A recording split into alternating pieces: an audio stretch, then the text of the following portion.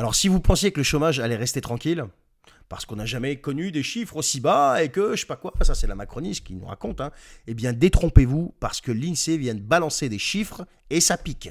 Oui, on est en France fin 2024 et le chômage est à 7,4% et c'est pas glorieux, mais on tient le bon bout.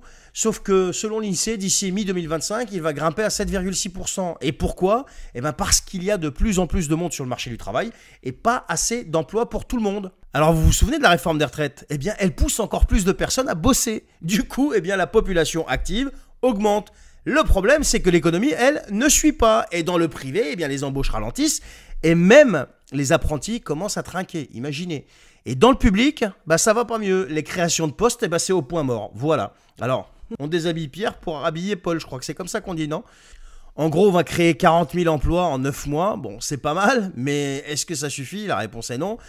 C'est trop peu pour absorber tous ceux qui arrivent sur le marché du travail. Et attention, on parle surtout de micro-entreprises et d'emplois non salariés. Donc c'est ça qui va être créé. Vous savez, les jobs où on fait tout seul en fait.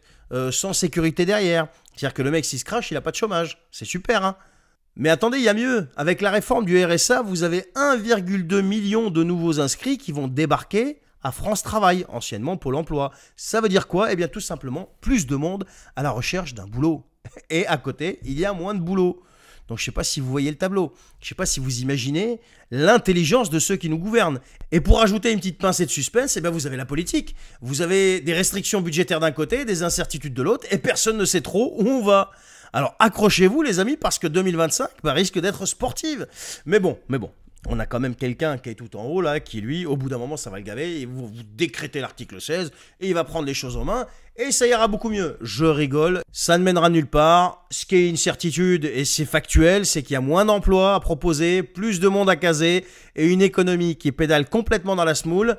Et on a des gens qui sont là, une classe politique, une classe dirigeante qui, elle, on ne sait pas trop, elle navigue même pas à vue en fait. Ils sont dans le brouillard complet.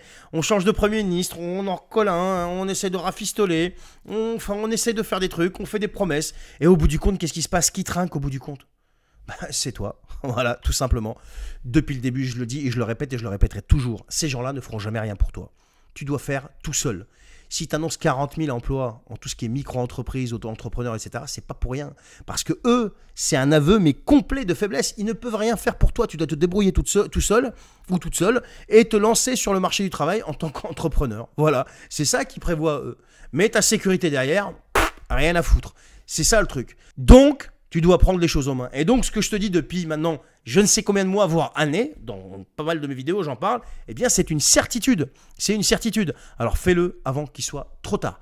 Allez, je vous souhaite une bonne soirée, les amis, une bonne journée. Je ne sais pas à quelle heure vous regardez cette vidéo. Et si vous n'êtes pas abonné, abonnez-vous, commentez, likez. Allez, ciao!